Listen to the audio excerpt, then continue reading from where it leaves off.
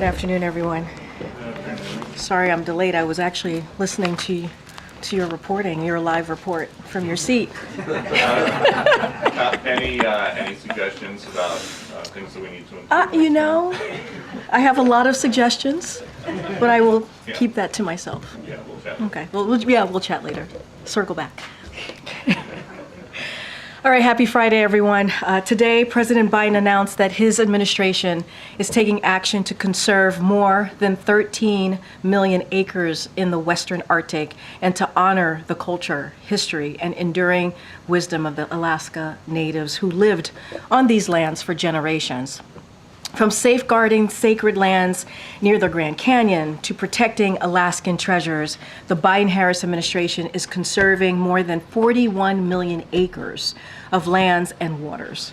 This administration will continue to take ambitious action to meet the urgency of the climate crisis, protect America's lands and waters, and fulfill our responsibility to the next generations of Americans.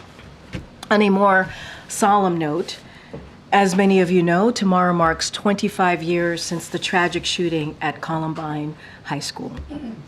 2 students killed 12 of their fellow classmates and 1 teacher with guns they obtained from unlicensed dealers and without background checks. We continue to pray for the families and victims of the Columbine shooting, as well as communities across the country that are being torn apart by gun violence.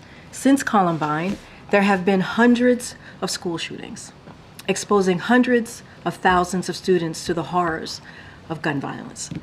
As the president has said, this is not normal and it must end. That's why he signed into law the bipartisan Safer Communities Act, the most significant gun safety legislation in decades, and created the first ever White House Office of Gun Violence Prevention. We've also made the largest investment in youth mental health in American history. And just last week, the Biden-Harris administration implemented the largest expansion of the gun background check requirement since 1993, addressing the very loophole that allowed the Columbine shooters to obtain their weapons. Under President Biden's leadership, we are taking action. But we need Congress to finish the job. They need to ban assault weapons and high-capacity magazines, require safe storage of guns, pass a national red flag law, and invest in proven solutions that reduce violence. Also enact universal background checks. And finally, I know there's a lot of interest in reports from the Middle East overnight. And we understand that, we get that. I'm going to say it now, though I know you all will certainly ask me about it, that we do not have any comment on the reports at this time. Obviously, you all heard from Secretary Blinken earlier this morning, but with that, Dorleen, it's good to see you. Good to see you, thank you. On the Middle East, why is it that you don't have any comment at this time? It's been several hours since the reported strike. Certainly that's enough time for the administration to investigate and come up with something to say. I'm just going to be really mindful, just going back to what I said just before I called on you to ask me this question. So I'm not going to speak or speculate about any of the reports that are out there. I'm not going to comment, and I'm just going to leave it there. Can I ask you a domestic question then? Absolutely. Average gasoline prices have risen about 20 cents a gallon in the past month. Oil production, domestic oil production is down slightly from its recent peak, and now we have the situation in the Middle East. How concerned is the administration about the combination of all of those things? So we're going to continue to watch the markets very carefully. As you know, this is an administration, the Biden-Harris administration is committed to maintaining a stable and secure energy supply and lowering prices for Americans. As you saw the president, as you all know, when Russia invaded Ukraine and gas prices started to go up, inflation obviously was infected by that. The president took action and tapped into the SPR. So obviously we are focused on securing energy supply and, like I said, lowering prices for Americans. The United States' current record domestic oil and gas production is helping meet our immediate needs while we make the historic investment needed to transition into clean energy economy. But obviously, we're going to continue to watch the markets carefully. Ms. Karine, this level of silence from you guys about what's happening in the Middle East is really new. And I heard what you had to say, but can you explain why? Because the official line that we're not going to talk about this, that is the line, that is the choice. Mm-hmm. Is it part of your strategy to de-escalate? Look, I'm going to, again, be super mindful, and I get the interest, obviously. I understand the interest, and going to be disappointing many people here this afternoon. I just don't have anything to share. I'm not going to speculate on the reportings out there. You heard the same. Obviously, you said what we've been saying since this morning. You heard from Secretary Blinken, and so I'm just going to be really, really mindful. But as you asked me as well about escalation, I'm going to speak more generally. We have been very, very clear from here, from the beginning, that we do not want to see this conflict escalate. We continue to consult with our allies and partners, including in the region, obviously, and to reduce further risk of escalation in the region. And that's a sentiment that was expressed in the G7 foreign ministries joint statement that went out this morning. You heard that. Obviously from Secretary Blinken, who was part of that meeting. I'm just going to be super mindful. I'm not going to speculate or speak to any of the reportings that are out there at this time. Okay, and earlier this month, President Biden said that if Israel did not change its approach with regard to Gaza, then the U.S. would have to change its approach. Can you bring us up to speed about what Israel has done other than the steps that it announced in those immediate hours after the president? So, look, we're continuing to have conversations, obviously, with our counterparts in the Israeli government. You know that, as you know, we put out a readout of the Rafah meeting yesterday, and it was a constructive meeting. So, obviously, the readout speaks out for itself. And as it says, the United States and Israel agreed on the shared objective to see Hamas defeated in Rafah. The U.S. side continued to express concerns with various courses in action in Rafah, and Israeli participants agreed to take these concerns into account and to have further follow-up discussions between experts. So certainly, as it relates to that, we'll have more to share, and we're going to continue to have those conversations with our Israeli government, with our counterparts there, and you know, the president made himself very clear. He made himself very clear.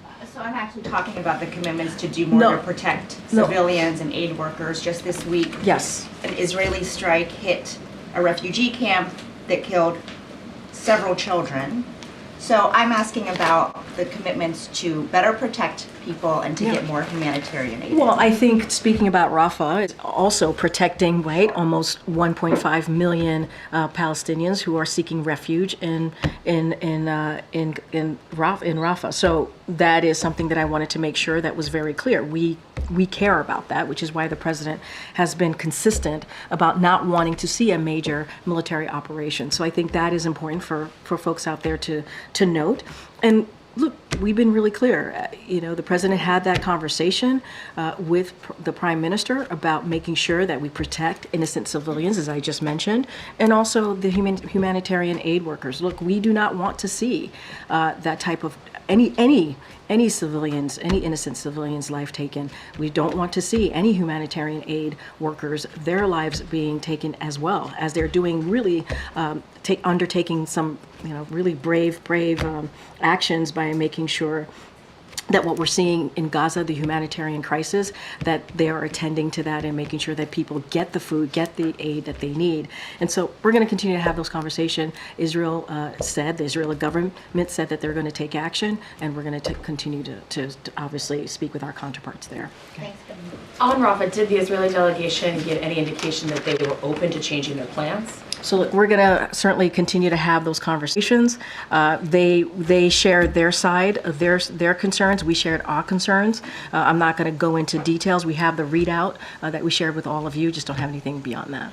After the G7 meeting, the Italian foreign minister today said that the U.S. was informed by the Israelis at the last minute about this counterstrike in Iran. Is that accurate? I'm not going to speak to our diplomatic conversations. And then domestically here at home, a third Republican is expected to join the motion to vacate Speaker Johnson from his post. Would the president encourage Democrats to save Speaker Johnson and his job? Was that part of the conversation that he had with the Speaker on Monday? Well, I'll say this, and we've been very consistent, and I think that what I'll say will answer the question. We do not get involved when it comes to leadership in whether it's the Senate or in the House. We're very mindful. That is something that the members, in this case, the members in Congress have to decide on.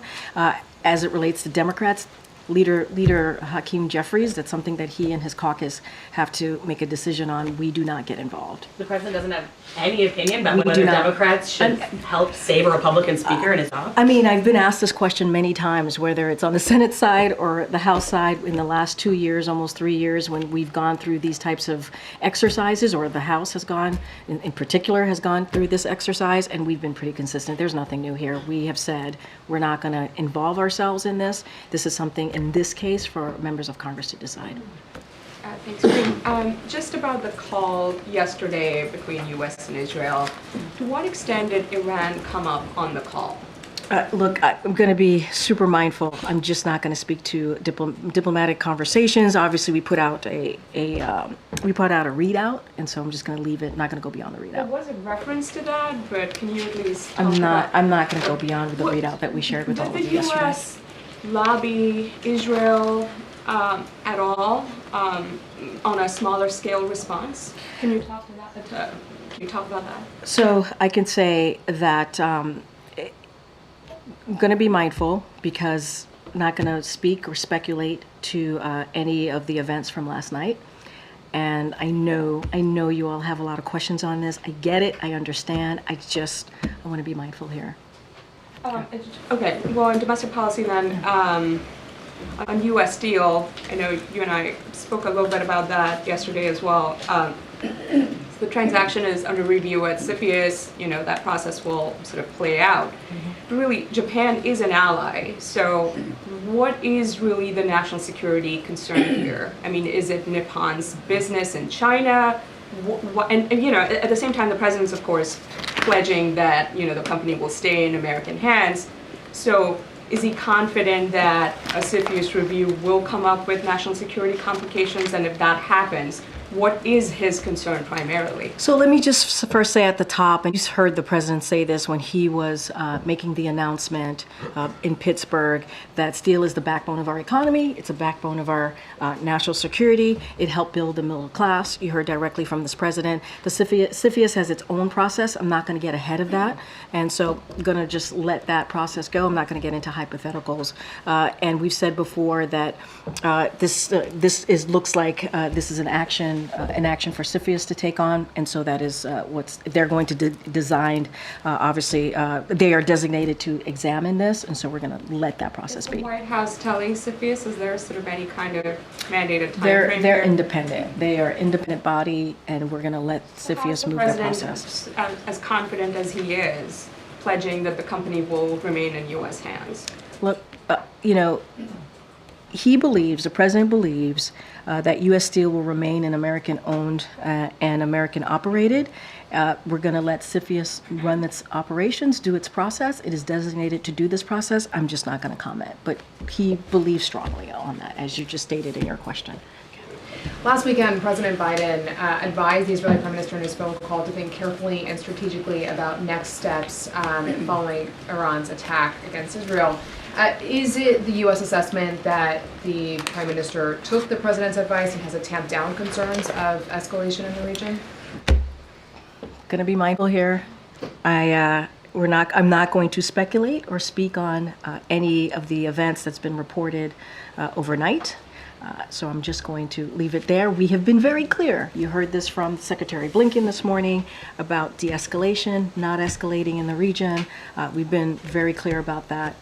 Any question that is related to the reporting out there, I'm just not going to speculate or comment. Okay, moments ago, someone set themselves on fire in front of the courthouse where Donald Trump's trial is underway. Are there any plans to step up federal authorities, presence, enforcement? Yeah, so it's a very sad news. We're just learning this as you all were reporting this live. I was watching all of you reporting this live, so it's a developing situation. So I would direct your comments, your question at this time, at least to what's happening currently to local authorities. I don't have anything beyond what you all are reporting. It's just happening and it's developing. It's obviously a very sad news. Another question. More than 100 people protesting the war in Gaza were cleared off the Columbia University campus yesterday and arrested. Is the president aware of these arrests, and what is his message to these protesters? So just let me say at the top, because I have to be mindful here, as you know, there is an investigation currently being led by the Department of Education. It's an ongoing civil rights investigation of Columbia University. So I won't speak to specifics about the protest here. There's a couple things I do want to say is that we know this is a deeply painful moment for many communities impacted by this conflict. The president and our administration continues to speak out and forcefully condemn anti-Semitism, and our administration is implementing the first ever national strategy to counter anti-Semitism. In recent months, we've seen a shocking rise in anti-Semitism, Islamophobia, and anti-Arab hate in the US and around the world. He has also been clear that hate has no place in America, whether it is based on race, religion, gender identity, sexual orientation, disability, or any other form of hate, which is why there is no place for discrimination on college campuses or anywhere in America. The president also believes that free speech, debate, and non-discrimination on college campuses are important American values. When students are subject to hostile environments because of their faith or ethnicity, schools must act. Students must be safe to learn, and that's where we stand on that one.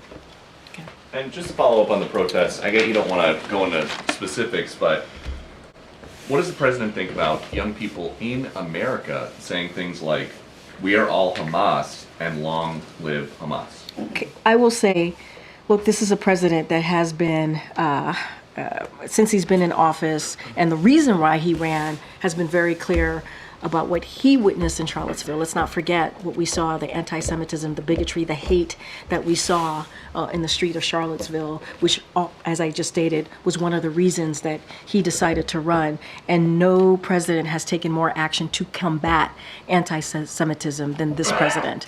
And so, in our national strategy, we made clear that when Jews are targeted because of their beliefs, because of their identity, or when Israel is singled out because of anti-Jewish hatred, that is anti-Semitism, and that is completely unacceptable. I do have to ask you about a different topic. Oh, Why is President Biden saying that his uncle Bozie was eaten by cannibals? so I answered this question yesterday. I believe I've seen some clips on your network about me answering this question. I don't have much to say beyond what I said to some of your colleagues.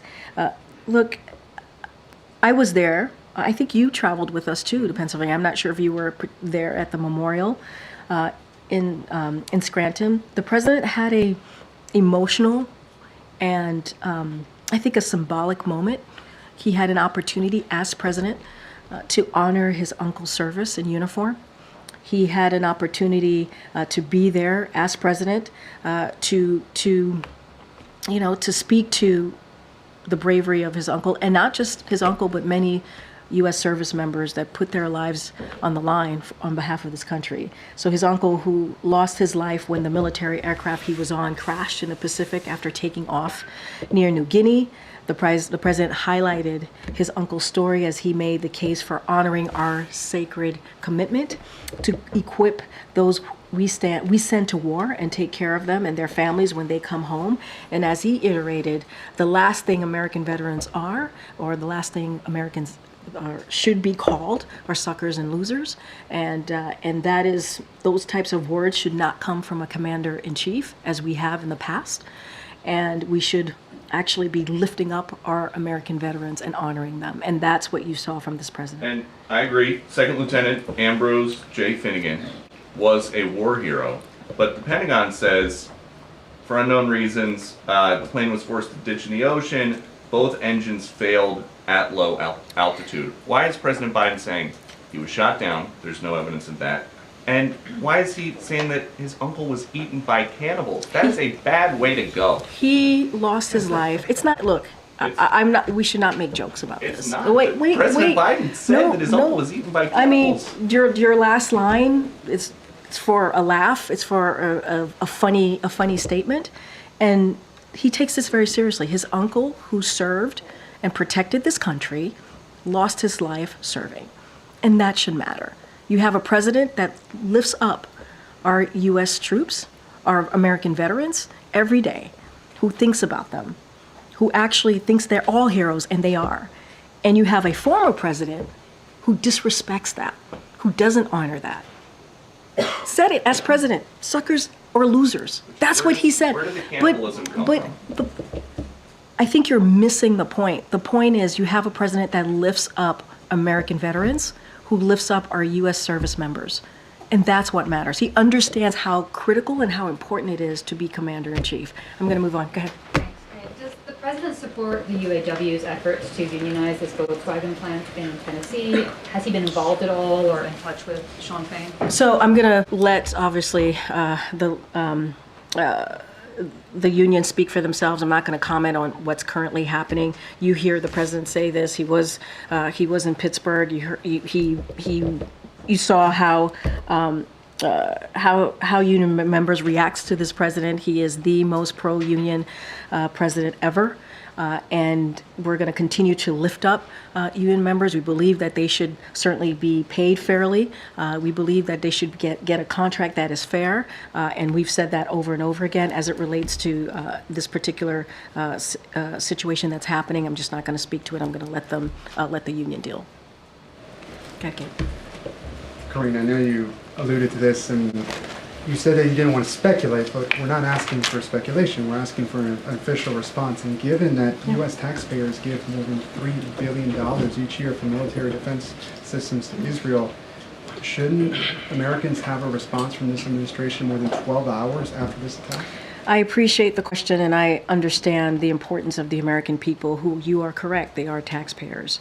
And I want to be incredibly mindful here, and I understand the interest here.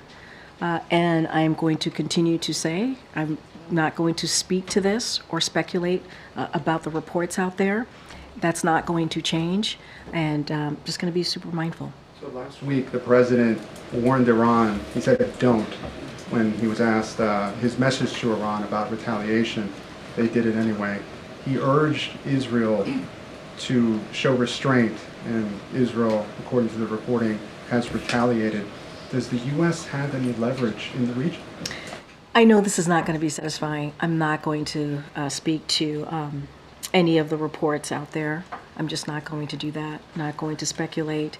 I will say, and you've heard this from my NSC colleagues, and you've heard this from many of us here at the White House. The president and the prime minister have a long-standing relationship that goes decades. And because of that long-standing relationship, they are able to speak very honestly with each other and have difficult conversations when it's necessary. That is the type of friendship that they have. I'm just not going to speak to any of the events that's been reported. Yeah, Justin. Thanks, Karine. I appreciate you aren't ready to speak to it right now, but I don't think we're expecting to hear from you guys again until Tuesday. Can you make some sort of commitment to brief on this before the middle of next week? Look, what I will say is that I don't have any schedule to announce or anything to share about, speaking on the reports that are out there or making a comment. I wouldn't expect anything further beyond today. But again, want to be super mindful. Not going to speak to this. Not going to give comments. No, I understand, but it's hard for me to say to you before Monday. I don't have anything in the docket. I don't have any schedule to speak to at this moment, at this time. I just can't speculate or speak to any of the reports that are being, any of the reporting from the event overnight. Domestic ones then. Sure. There's reports overnight that Sony is discussing a bid for Paramount.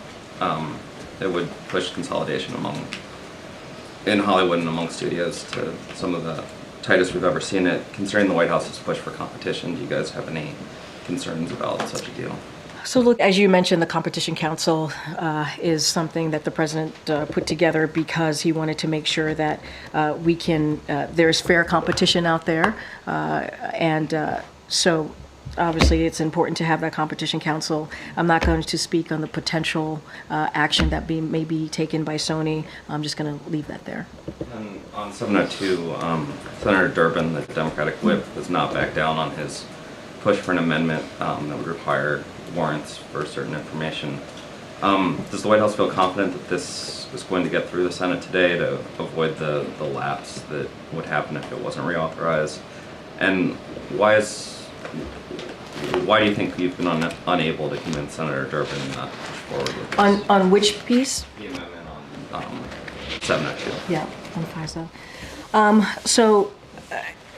Also going to be careful here. I don't want to get ahead of the most important point here, which is the provision underpinning the government's most critical foreign intelligence tool. As you know, Section 702, which is also FISA, is going to expire today, and along with other provisions. Look, Section 702 provides irreplaceable information on almost every threat that the American people expect their government to find and stop: terrorist plots, illicit fentanyl, ransomware, and other cyber attacks, Russian war crimes, and many more.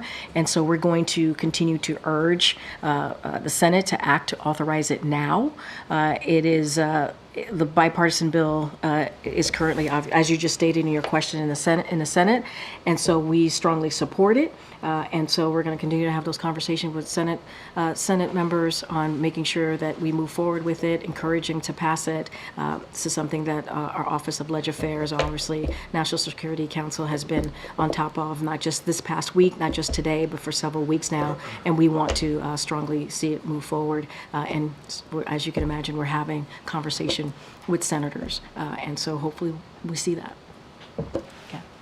Thanks, Karine.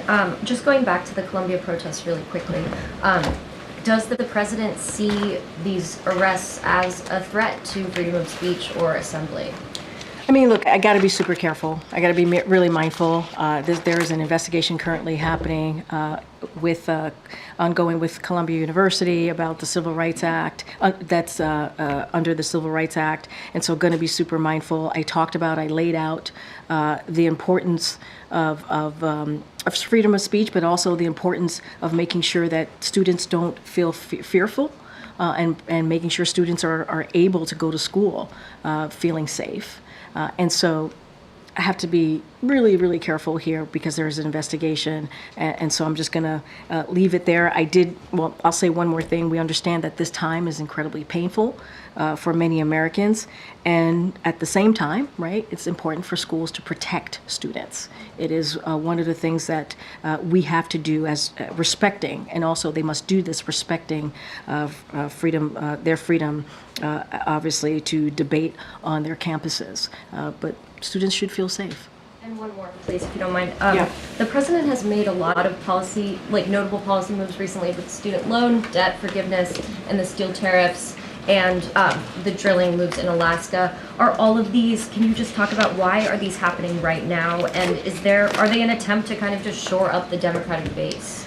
Look, I would read this as what the president promised in 2020. What the president said when he walked into this administration. He said, climate change is a crisis, is one of the crises that we are dealing with, not just here in this country, but obviously globally. And he has been incredibly progressive on this, taking actions that we have not seen any other president take. And so this is his commitment. I would see this as a commitment that he has made, not just to young people, but to Americans, as our role as the United States, obviously as the United States of America, to make sure that we are doing our part in dealing with climate crisis. And that's what you're seeing. You're seeing that from this announcement today, but from many other announcements. So it's not just now. He's been doing this from day one of this administration. Thanks, Corinne. Firstly, can I just ask you, has the President been briefed on these reported events that you don't wish to speculate on? So I knew some humor would be coming in, and I appreciate the humor. So I will say this, the President is regularly kept up to date in real time by his national security team, and certainly the last 24 hours, there's no exception there. But again, as you just stated in your question to me, I'm just not going to speculate on any specific events. Okay, just one other thing on Ukraine, if I may. Yep. If the supplemental passes, how soon do you anticipate that U.S. military aid could start getting through to Ukraine again? Is there any timeline? Right away. We have been clear since October, since we put forth the original, obviously, national security supplemental, how critical it was to get that Ukraine aid to the brave people of Ukraine who have been fighting to protect their democracy, fighting for their freedom, obviously. And so we've been saying it is critical. They have been losing ground because of Congress inaction. But we are, and I'll add this, we are very grateful to see that the House is moving, to see that it is moving in a bipartisan way. We want to get that out of the House, obviously, out of the Senate, to the desk of this president, and he will sign it right away so that the brave people of Ukraine can get that aid. We know what Mr. Putin wants to do. He wants to take over their sovereign territory, and we cannot allow that. We know what happens when you do not stop a tyrant, when you do not stop a dictator, and we cannot have that history repeat itself. Okay, John. Thanks a lot, Kareem. Following up on that legislation regarding Ukraine that will be likely voted on tomorrow, Plan A was for the House to take up that bill that passed the Senate 70-29.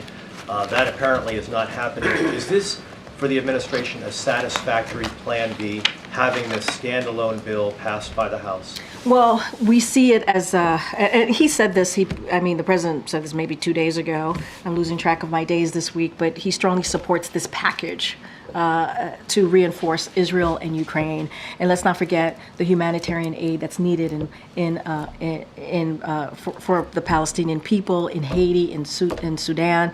This is important humanitarian aid. Let's not forget the security in Indo-Pacific. So this is what this package is going to do. The president strongly supports that. He, as I just stated to Danny, your colleague here, that the president wants to see it moved out of the House. Which is, I'm going to let the House speak to their protocols and their processes. It's going to move out of the House. He wants to see it move out of the Senate. He wants to see it on his desk so he can sign it, so we can get that aid, the security assistance, obviously, to Ukraine. That's very needed. I talked about the humanitarian aid that's needed. The all-important aid that's needed to Israel as well and Indo-Pacific. This is important, but we see it as a package. That's how it's moving forward. And then in response to Danny's question, you said that Ukraine has been losing ground because of congressional inaction. Yep. Inaction in the That's House. something we've said multiple times. So is it your expectation that because of this package that likely will pass the House, hopefully from your perspective pass the Senate, get to the president's desk, that Ukraine can win back that ground that they've lost because of congressional inaction? Look, what we need to do right now is make sure that they have the security assistance to defend themselves, to defend their sovereign territory. I can't speak to the military operations on the ground, and what I'm repeating is something that the CIA director said even yesterday. He said that to the Big Four when they met very early on this year, that they are losing ground, and congressional inaction is hurting what Ukraine is trying to do. So we want to see, right now we're seeing action. I want to be very clear, we're grateful for the action that we're seeing come Senate to the president so that he can sign it. And so we are grateful for that movement that we're seeing. And we're grateful to both the Speaker and Leader Jeffries that they're moving in a bipartisan way to get that all very important, needed national security supplemental aid to Ukraine, Israel, humanitarian aid, obviously, and also the security of Indo-Pacific. Two questions, both on the aid bill. The first one is more logistical, kind of a follow-up. What kind of engagement will the president have over the next day or so? Is he planning any calls to House members, to Speaker Johnson, and how is he ingesting sort of what's going on? So a couple of things. As you know, earlier this week, the president had a call with the Big Four. And that was, you're talking about the national security supplemental. So you had a call with the Big Four, and I think that's important to note. And on Monday, the Speaker Johnson, reached out to the president to share his plan for the national security supplemental. Obviously, the president shared his support for moving that package forward. And throughout the week, but I mean, not just a week, it's been some time now. You have our offices here, Office of Leg Affairs, other advisors to the president, meeting, talking regularly with leaders in Congress to talk about, to offer any assistance here, but provided consistent briefings, continued consistent briefings. That hasn't stopped on pressing national security needs. And so those conversations continue. The president has been very much engaged in this week, this past week. And so, look, we want to see this moving. We want to see this moving. We're grateful to the leaders for getting this moving. Certainly looks like out of the House. We want to see it moved out of the Senate, get this signed by the president so we can get that all important national security needs to protect our national security, obviously. But anything as it comes over the finish line over the next day or so? Don't have anything from the president himself reaching out. Don't have anything else to share, but the president has been engaged. He talked to the Big Four, and Speaker Johnson called him to lay out what was in, how he was moving forward, what was in the package, and we appreciated that. Let me ask just one more. Yeah, sure. The president is a student of history. He ran largely on returning norms to Washington. Yeah. What does he think about the fact that, for the second time in 7 months, we're kind of knocking on the door of ousting another House Speaker? So, I mean, you said something that I probably should have said in my answer to you about how we're moving, how the national security supplemental is moving. Look, it's moving in a bipartisan way. You're right. The president believes in the way to get things done for the American people, to do it in a bipartisan way, and that's what we're seeing with this national security supplemental. Because it's not just about Ukraine and Israel and Indo-Pacific. It's also about our own national security, which is why it's important that we step in, and this is why it's important that we move quickly here. And so I think that's important to note, that we are seeing a bipartisan process here as it relates to our national security. Look, that is a question for House members to speak to. It is their decision on who their speaker is going to be. So that is something that they have to deal with. What the president wants to see is to make sure that really important initiatives, really important issues are moving forward, and that's what we're seeing with the National Security Supplemental. Again, I know I have to wrap. On the National Security Supplemental, there's language in it that has the language that would force the sale of TikTok that could eventually lead to a TikTok ban. That stalled in the Senate. Is the White House concerned about legal challenges that might come to that piece of the bill? Look, we have expressed strong support, obviously, for the package. And certainly we'll continue. The national security package certainly will continue to show our support, as I've been doing for the past few minutes here. And it was this bill, obviously this national security package includes this bill, as you just mentioned, which has improved thanks to the leadership of members of the House and the Senate. So in that, what you're talking about, the TikTok divestment, not a ban of the app TikTok, there's been improvements in this made by both chambers, and so we're proud to see that. And just to be very clear, it is not a ban, it is a divestment. It would ensure that ownership of these apps wouldn't be in the hands of those who can exploit them and to do us harm. And so that's how we're seeing. Will be a ban.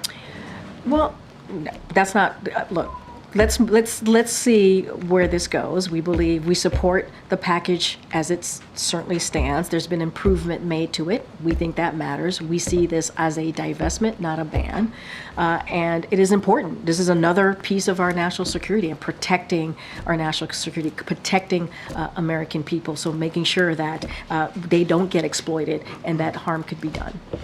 Go ahead, Garen. Ahead of the cannabis holiday 4/20, a few advocacy groups, including the Drug Policy Alliance and SPLC, sent a letter to the president thanking him for his actions on marijuana reform, but they say that it falls short of promises he made when he was a candidate in 2020 that he would decriminalize marijuana. They acknowledge that the rescheduling of marijuana is an attempt to address racial equities, but they say that it doesn't go far enough. They want the president to publicly support decriminalization. Does the White House believe that it has done enough as it relates to the issue of marijuana reform? I mean, look, on decriminalization, the president has been very, very clear. He doesn't believe that anyone should be in jail or be prosecuted just for using or possessing marijuana. He continues to say that. He believes that. As you know, he asked the Secretary of HHS and the Attorney General to initiate the administrative process to review how marijuana is being scheduled. HHS concluded their independent review, which was guided by evidence, by science, which is what we believe here in this administration. And now the scheduling review is now with the Department of Justice. And so certainly the process is still going, the review is still going, so DOJ has this. But the president has been really, really clear about how he feels about the people being prosecuted just for using or possessing marijuana. That has not changed. And now HHS did their review, and now DOJ. It's in the hands of DOJ. Any future announcements, whether future pardons or anything else? I don't, as it relates to pardons, I don't have anything to preview at this time. But look, there's a review that Department of Justice is currently undergoing, so we got to let them do their review. The president's been pretty clear on where he stands on this, and so I would refer to Department of Justice on any, on rescheduling and their review. I do have to wrap it up. Madam. Thank you, Corinne. In light of recent events that we're not discussing, is there less pressure on the president to condition aid to Israel? Not going to speculate on any of the events that have been reported. Me answering that question would be speculating on those said events, so I'm not going to speculate on those events or any of the reports that are out there. And I know that is not satisfying to all of you, but that is where we are. Yep. The House Israel bill includes a provision that congressional notification of foreign military financing obligation may be waived under emergency authority of the Secretary of State, which means up to $3.5 billion of weapons can potentially be provided to Israel without notifying lawmakers. Does the administration believe that the American taxpayers have the right to know what kind of weapons we're sending to Israel? So let's let the process move forward, but you have heard from me, you've heard the president, we support this package. This is about our national security. This is about, making sure we saw what happened, obviously, with Iran and what happened recently, earlier this week, and how they, and what they did and how they attacked Israel. So we understand, right? We understand that we have to continue our strong commitment to Israel's security. That continues to be ironclad, but it's not just that's in the national security package. We're also talking about Ukraine. We're also talking about humanitarian aid to the Palestinian people, to the people of Sudan and Haiti. And this is really, and the security of Indo-Pacific, obviously. So we support that package. I'm not going to get into speculation here. Let's let the House do their process and the Senate do their process. And just one last one, Corinne. I know that Jake told us that he's consulting with allies and partners on the Middle East issue. I was wondering, has the administration had any conversation with China regarding the Middle East since last Saturday? Don't have anything to share beyond the readout that we had when the president spoke to President Xi. Outside of that, don't have anything else. All right, thanks everybody. Thank you. Thanks everybody. Thank you. Have a good weekend.